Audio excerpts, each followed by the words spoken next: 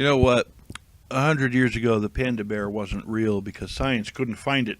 Well, uh, sure. The thing is about science is just because something isn't cataloged, it doesn't mean that it's not there. They found what out in the Philippines or Indonesia, one of the islands in Oceania, they found a type of bat, I believe, that's like 7 feet wide, a huge, huge. So you want to tell me all the land we got around here, there isn't a Bigfoot? Come on. Around here, they call them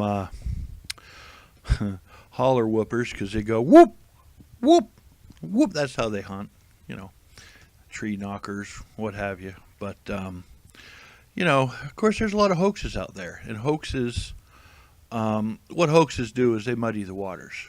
They make the whole thing look bad.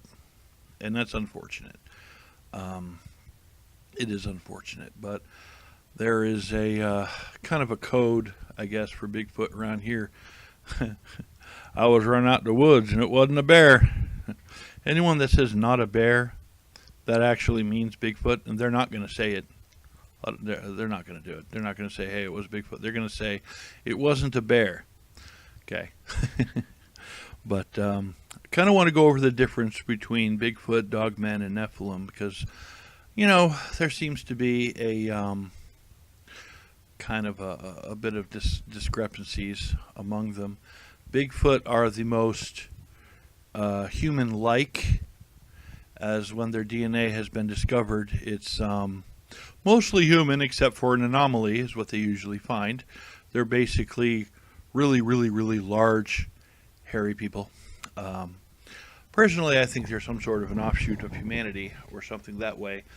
But whatever they are, they're certainly around, um, and a force to be reckoned with. Then there's dogmen. Dogmen are um, basically demonic entities in the flesh. They are not a force to be reckoned with. People who come across them generally don't have a tale to tell, and I guess in old Native American folklore, they would talk about the Sasquatch or Bigfoot. They would talk about them as kind of a different kind of people. We just leave them alone. You ask a Native American about a dogman, and they shoot it, kill it, kill it.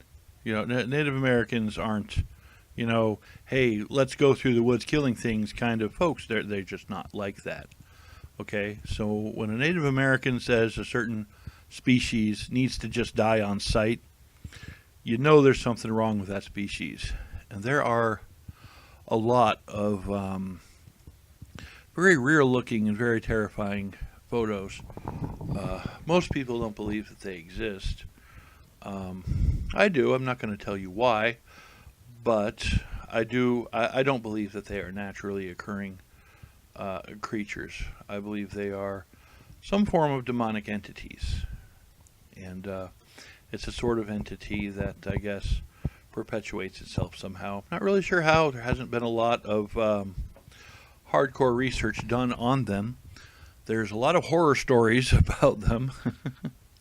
There's a lot of hoaxes as well, but they're probably a little bit bigger than a Sasquatch. Of course, you got your dog head, absolutely terrifying. They could take out a Sasquatch probably rather easily, and they are big, nasty creatures. Not to be don't confuse them with a Sasquatch. It's a completely different entity, I will say. But yeah, that's my kind of a brief overview of the dogmen. Not a creature you want to trifle with. Not one you even want to encounter, and hopefully you never will. Last but not least, we have the Nephilim, or Nephilim. And regardless of if you think they were a group of fallen angels or a tribe of Raphaim, there is a lot of archaeological evidence for them. There are even people that kind of have the same sort of traits, just really, really gigantic people, 2 rows of teeth, 6 digits, that kind of thing. Um, Apparently, they came from the Middle East somewhere. Of course, Rephaim is kind of the Israel area, maybe over into Iraq, something like that. They're very large, and like Bigfoot and Dogman, they are carnivores. They're also xenophobic, which means they don't particularly care to hang out with us humans. They like to stay with their own kind, which works out well for us because that means we don't get eaten as often. But there's a lot of archaeological evidence. Of course, when that's found, it's usually hidden away somewhere or destroyed, sort of like the DNA evidence with Bigfoot. Evidence for Dogman has been a little touch and go, probably because of the fact that they are, I don't believe that they're natural, but I digress. Back to Nephilim. They apparently have been here for a very long time, and apparently they're still here. There are some believe that they actually live in Antarctica. They believe, some folks say that they have different forms, things like that. But, regardless, they're gigantic, they're scary, and if you ever come across one, it's best to not even bother running. You're just going to die tired. So that's my quick overview of Bigfoot, Dogman, and Nephilim. If you have any questions or comments or misgivings or salutations, please let me know in the comments below. I'm always interested in acquiring wisdom of this sort. Feel free to leave a like or a dislike. It's all good. I'm not going to question your ways. Thanks for watching.